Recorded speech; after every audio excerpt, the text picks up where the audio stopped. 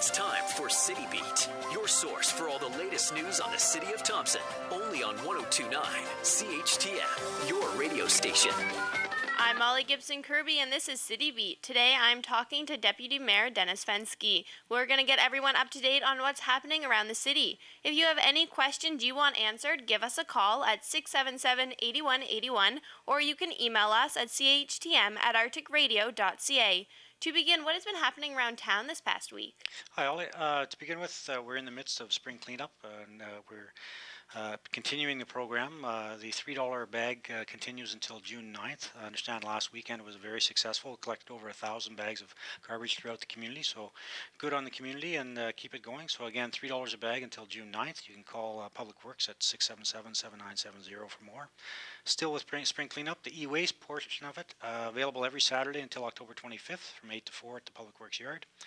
The compost site is open 24/7, Monday through Sunday, and it's located just outside the Public Works gates. So drop your garbage bags disposed of, the compost to be dropped down in the bins at that site. And then finally, in the spring cleanup, the street sweeping is ongoing. Right now, they're working on priority 1 and 2 areas. Intent is to move into the residential areas in the next week. So again, exercise caution around the large equipment. I know that during this city council, we were talking about the budget for the community cleanup. You guys actually exceeded the budget. How much money did you end up handing out for the community cleanup project? Right now, it's $3,000 is what we've handed out.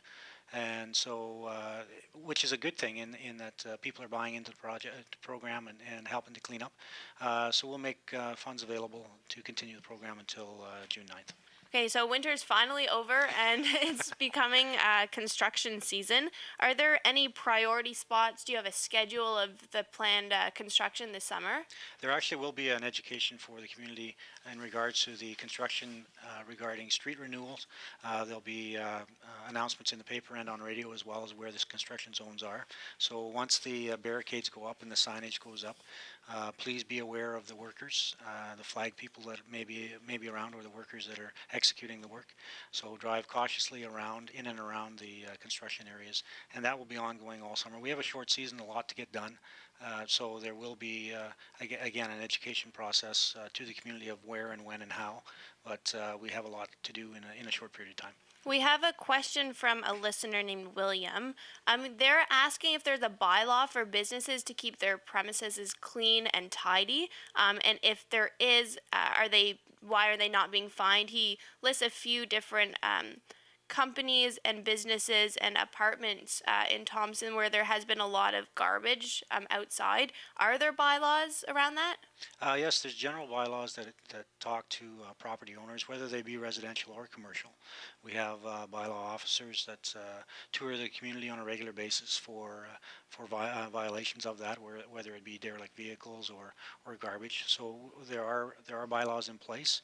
We would hope that businesses would take the initiative of keeping their own property clean, as well as the residents as well. But there are bylaws in force, and we have bylaw enforcement officers that can be able to make people aware, or in some cases write tickets for violations. And residents who maybe have a concern about different areas, would they be best to call the bylaw officers? Yeah, actually they can contact front desk at City Hall and Monday through Friday, and they'll put them in contact with the bylaw officers. Perfect. Last weekend, the flag football camp happened in the city. A lot of kids, over 130 kids, participated in it.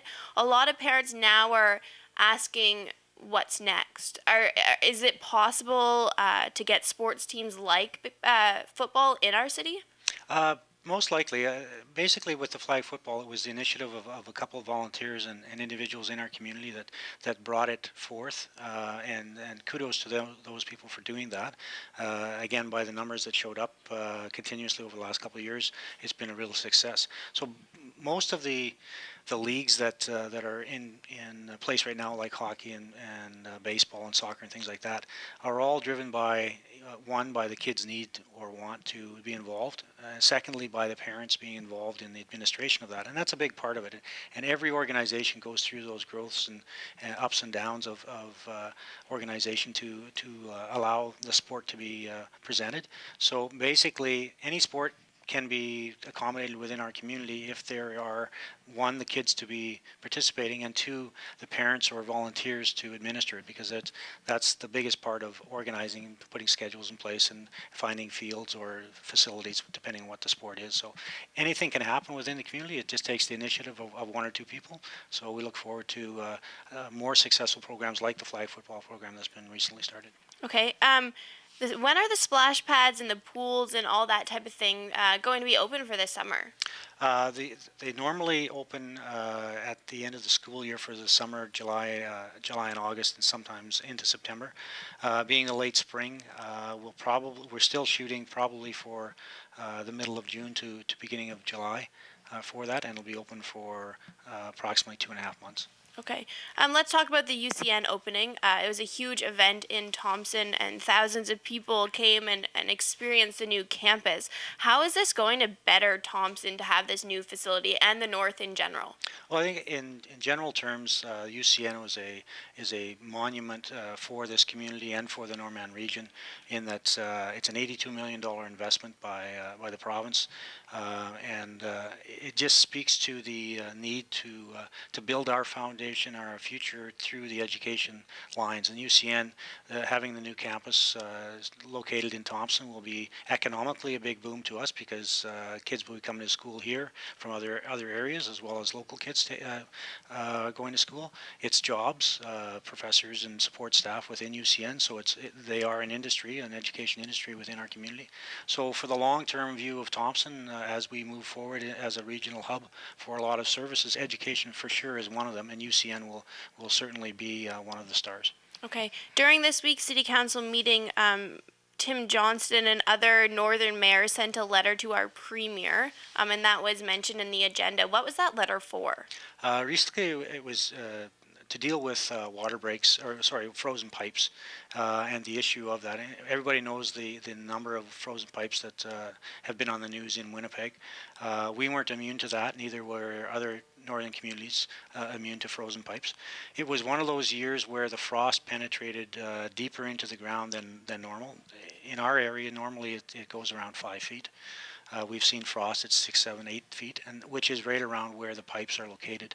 And so we're just the letter was written basically to raise the issue to the premier that it is a much like an infrastructure issue that needs to be dealt with, and it's not just in southern Manitoba. Northern Manitoba has experienced the same thing. So we just wanted to make sure that any assistance that the province is looking at for other communities, such as Winnipeg or Brandon, that the North be considered as well. Have you heard anything back so far? When do you expect to hear back from the premier? At this point, we haven't heard anything back. I would expect we would hear something within a month or so. Okay, perfect. Tim Johnston is actually not here in Thompson today. That's why you're here. He's actually in Niagara Falls for a conference. What is the conference for?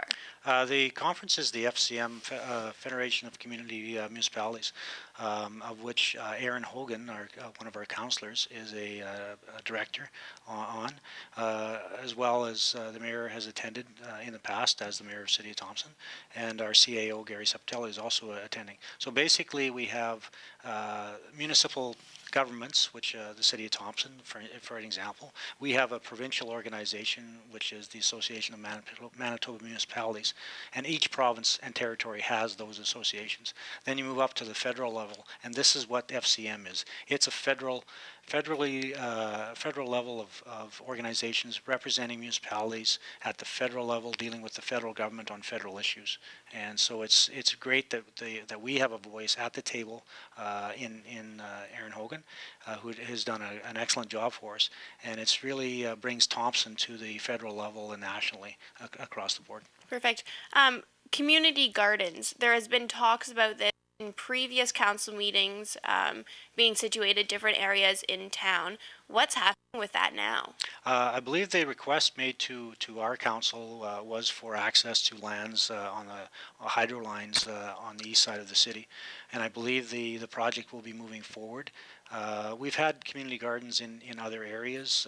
People have their own personal gardens, but the idea of community gardens has been around for a long time, and it was nice to see some people, again, as I spoke earlier, to sports being initiated and new things happening. This is a new initiative brought forward by community members, and we've certainly support the idea of community gardens, and hopefully although we may have a shortened season, hopefully everything works and that they can get the crops in the garden. Okay. Lastly, I saw on social media that it's officially that the dog park is now going to be completely underway. There was a letter of some sort. What can you say on that? Yeah, the off-leash park is located at Baffin Park, and for those who aren't aware, that's just off of between Thompson Drive and Goldeye, and it used to be a baseball park that was basically over the course of the years not required for that use anymore, and so it was suggested that we make it into an off-leash dog park, and so we've done that over the last couple of years into retrofitting that, and we will officially be dedicating it as a dog park, off-leash dog park, which means that within the fence lines and the confines of that park, that dogs have to be in the control of their owners, but they don't have to be on leash. And so it provides an area in town for pets to socialize and for people to socialize with other people who have dogs, and we also want to make sure that people, as everywhere else, are required to pick up after their pets, and so it's just one of those things that other communities have gone to off-leash areas. We have made one available, and hopefully we'll see how it's used and how we can enhance it. Is it open currently? Not at this point. I think they're still doing some fencing on it, but it will be open shortly. Perfect. We're running out of time, so I'm going to give you some time to say your farewells to the listeners. Thank you. Just a couple things. The bylaw officers that we had in place last year, the program is in place again this year. We have 4 on the streets helping us deal with downtown issues. We also have cooperation from the RCMP, and we will be, through our partnerships with TNRC, hiring ambassadors to do that program as well. And secondly, there's been lots of talk about the school speed zones, and the bylaw has passed.